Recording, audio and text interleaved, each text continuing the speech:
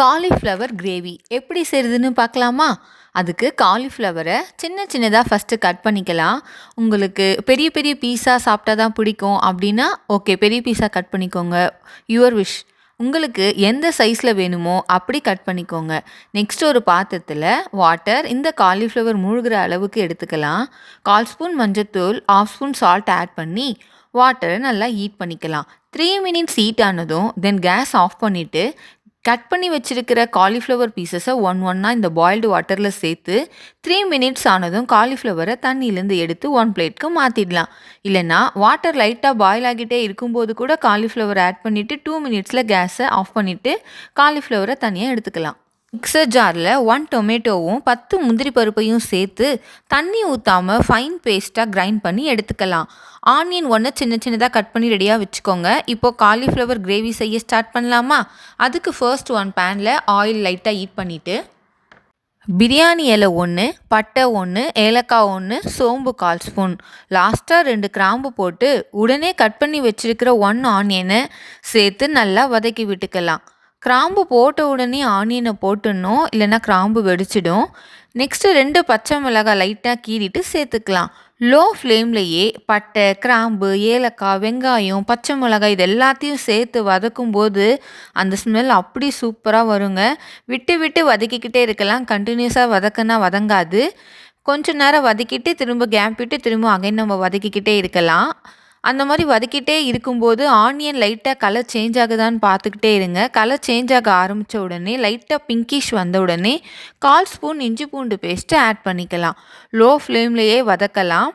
இஞ்சி பூண்டு பேஸ்ட்டு பச்சை வாசனை போனதும் தனி மிளகாத்தூள் 2 ஸ்பூன், தனியாத்தூள் 1/4 spoon, Kashmiri chilli powder 1 spoon, chicken stock ஆஃபும் ஆட் பண்ணி நல்லா வதக்கி விட்டுக்கலாம். நெக்ஸ்ட்டு மிளகாத்தூள் ஸ்மெல் போனதும் தக்காளியும் முந்திரி பருப்பும் சேர்த்து நம்ம ஃபைன் பேஸ்ட்டாக அரைச்சி வச்சுருக்கோம்ல, அந்த பேஸ்ட்டை எடுத்து மிளகாத்தூள் ஸ்மெல் நல்லா போன பிறகு நம்ம டொமேட்டோ கேஷ்யூ பேஸ்ட் ஆட் பண்ணிக்கலாம். அது வரைக்கும் லோ ஃப்ளேமில் நல்லா ஸ்லோவாக வந்து என்ன பண்ணிக்கிட்டே இருக்கணும், ஃப்ரை பண்ணிக்கிட்டே இருக்கலாம். சிக்கன் ஸ்டாக் உங்ககிட்ட இருந்துச்சுன்னா ஆட் பண்ணுங்கள், ரொம்ப டேஸ்ட்டு சூப்பராக இருக்கும். அப்படி இல்லைன்னா அதுக்கு பதில் சிக்கன் மசாலா இல்லைனா கரம் மசாலா ஒரு 1/4 ஸ்பூன் ஆட் பண்ணிக்கோங்க. இப்போ நல்லா வதங்கி கலர் சேஞ்ச் ஆனதும் நம்ம இப்போ அரைச்சி வச்சுருக்கிற டொமேட்டோ ப்ளஸ் கேஷ்யூ பேஸ்ட் இருக்குல்ல, அந்த பேஸ்ட்டை வந்து இப்போ நம்ம கொஞ்சம் கொஞ்சமாக ஆட் பண்ணிக்கலாம். இப்போது இந்த தக்காளி கேஷ்யூ பேஸ்ட்டையும் சேர்த்து நல்லா வதக்கி விடலாம். ஆயில் சப்போஸ் உங்களுக்கு நடுவில் பத்தலை அப்படின்னா கொஞ்சம் ஆயில் ஆட் பண்ணிக்கலாம். எனக்கு கொஞ்சம் ஆயில் பத்தாமல் ட்ரையாக இருந்த மாதிரி இருந்தது. ஸோ நான் கொஞ்சம் கொஞ்சமாக ஆயில் ஆட் பண்ணி ஃப்ரை பண்ணேன். இந்த தக்காளி பேஸ்ட்டு வந்து நல்லா வதங்கணும். அந்த மிளகாத்தூள் ஆனியனோடு சேர்ந்து அதை நல்லா வதங்கி அந்த நல்ல ரெட்டிஷ் கலர் வந்தோடனே வதங்கிடுச்சு அப்படின்னு நம்ம தெரிஞ்சுக்கலாம்.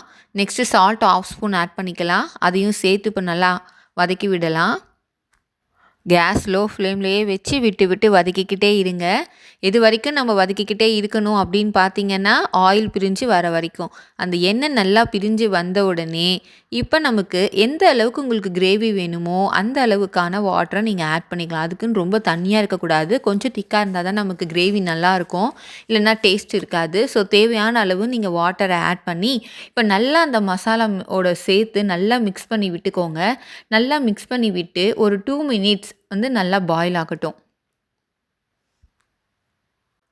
ஒரு 1 மினிட் நல்லா பாயில் ஆனதும் மூடி போட்டு க்ளோஸ் பண்ணிவிட்டு 2 மினிட்ஸ் கேப் விட்டு நம்ம ஓப்பன் பண்ணி கலரி விட்டுட்டு அகைன் வந்து நம்ம மூடி போட்டு கொதிக்க விடலாம்.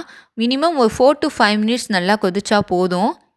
இந்த ஸ்டேஜில் நம்ம வந்து காலிஃப்ளவரை ஆட் பண்ணிக்கலாம். 1 காலிஃப்ளவராக எடுத்து இந்த கிரேவியில் ஆட் பண்ணிக்கலாம்.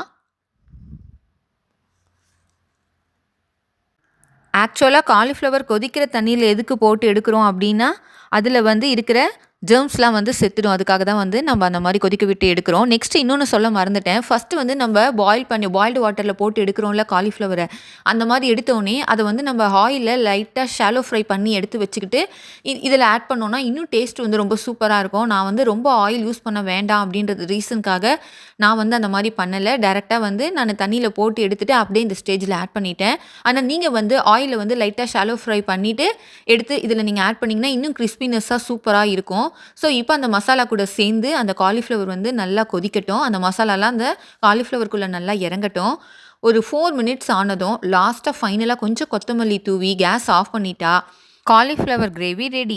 அடிக்கடி வீட்டில் பூரி போடுறோமே, பூரி மேக்கர் வாங்கிக்கோன்னு ஹஸ்பண்ட் சென்னையில் வாங்கி கொடுத்தாங்க. ஸோ இப்போ பூரி போடுறது ரொம்ப ஈஸி தான்.